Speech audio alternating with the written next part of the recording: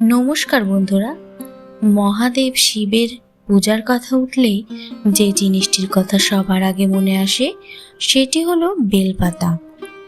শিবলিঙ্গের উপরে এক মুঠো বেলপাতা অর্পণ করলেই নাকি মহাদেব অত্যন্ত প্রসন্ন হন। কিন্তু কখনো কি ভেবে দেখেছেন কেন বেলপাতা শিবের এত প্রিয়? আর এই বেল গাছের জন্মই বা কিভাবে হলো? আজকের এই ভিডিওতে আমরা জানব বেল গাছের জন্ম নিয়ে পুরাণে বর্ণিত এক আশ্চর্য কাহিনী এবং জানব কেন বেলপাতা ছাড়া শিব পূজা অসম্পূর্ণ বলে মনে করা হয়। তাই বন্ধুরা, ভিডিওটি শেষ পর্যন্ত দেখুন। চলে আসি মূল গল্পে। চলুন বন্ধুরা, শুরু করি মূল গল্পটি। হিন্দু পুরাণ অনুযায়ী একসময় দেবী পার্বতী কঠোর তপস্যা করছিলেন। দীর্ঘ সময় ধরে তপস্যা করার ফলে তার শরীর থেকে কয়েক ফোঁটা ঘাম মন্দার পর্বতের মাটিতে পড়ে। সেই পবিত্র ঘামের ফোঁটা থেকেই জন্ম নেয় এক অলৌকিক বৃক্ষ। সেই বৃক্ষই হলো আসলে বেল গাছ। দেবতারা যখন এই অদ্ভুত গাছটি দেখলেন তখন তারা বিস্মিত হয়ে গেলেন, কারণ গাছটির মধ্যে এক অসাধারণ ঐশ্বরিক শক্তি অনুভূত হচ্ছিল। দেবী পার্বতী তখন ঘোষণা করলেন, ওই বেল গাছ আমারই অংশ। যে ব্যক্তি ভক্তি ভরে এর পূজা করবে সে আমার আশীর্বাদ লাভ করবে। এই কারণেই বেল গাছকে দেবী পার্বতীর স্বরূপ বলে মনে করা হয়েছে।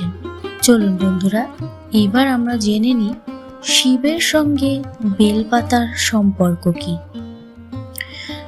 শিবের সঙ্গে বেলপাতার সম্পর্ক, দেবী পার্বতী ছিলেন মহাদেব শিবের অর্ধাঙ্গিনী। যেহেতু বেলগাছ দেবী পার্বতীর অংশ থেকে সৃষ্টি হয়েছে, তাই এই গাছ এবং এর পাতা স্বাভাবিকভাবেই মহাদেবের অত্যন্ত প্রিয় পাতা হয়ে ওঠে। কথিত আছে, একবার দেবতারা মহাদেবকে জিজ্ঞাসা করেছিলেন, হে মহাদেব, কোন ফুল বা পাতা আপনাকে সবচেয়ে বেশি সন্তুষ্ট করে?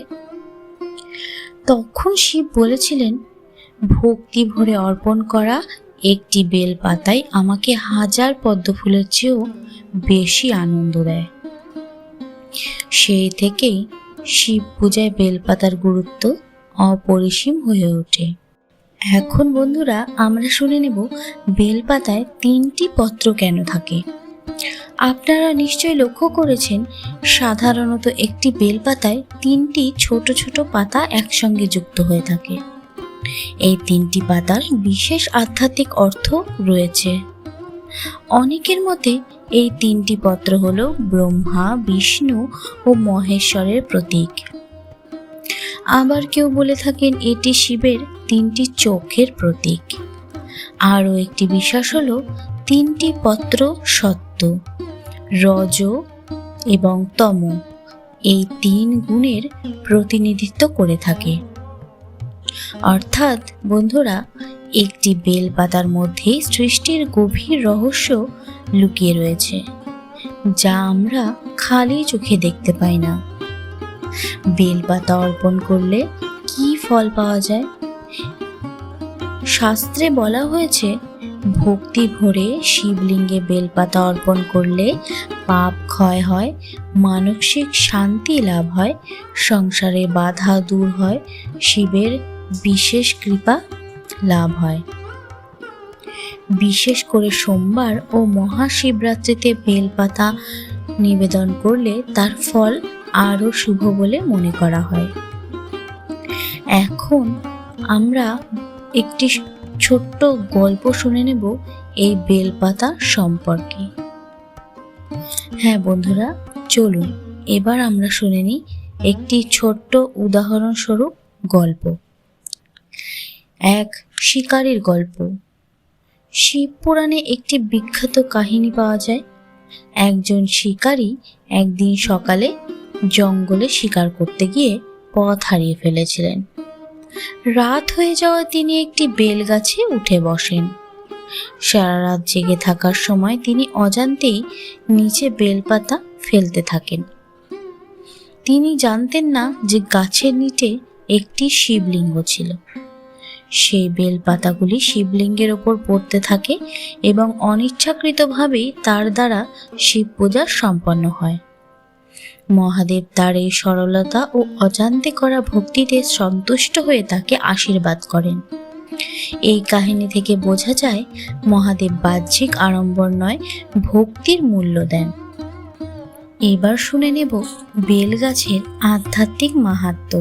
শাস্ত্র অনুযায়ী বেলগাছের শিকড়ে বাস করেন মহাদেব, কাণ্ডে অবস্থান করেন দেবী পার্বতী, শাখা প্রশাখায় দেবতারা এবং পাতায় বিরাজমান দেবী লক্ষ্মী।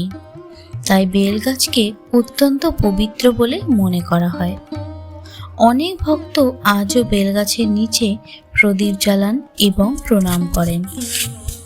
বেলপাতার মাহাত্ম্য আমাদের একটি গুরুত্বপূর্ণ শিক্ষা দেয়। ভগবান কখনো বাহ্যিক জাঁকজমক দেখে নয়, এবং তিনি দেখেন মানুষের আন্তরিকতা, বিশ্বাস ও ভক্তি। একটি সাধারণ বেলপাতাও যদি সত্যিকারের ভক্তি ভরে অর্পণ করা হয়ে যায়, তবে মহাদেবের কাছে সেটি হয়ে ওঠে অমূল্য। তো বন্ধুরা, আজ জানলাম বেল গাছের জন্মের পুরাণ কথা।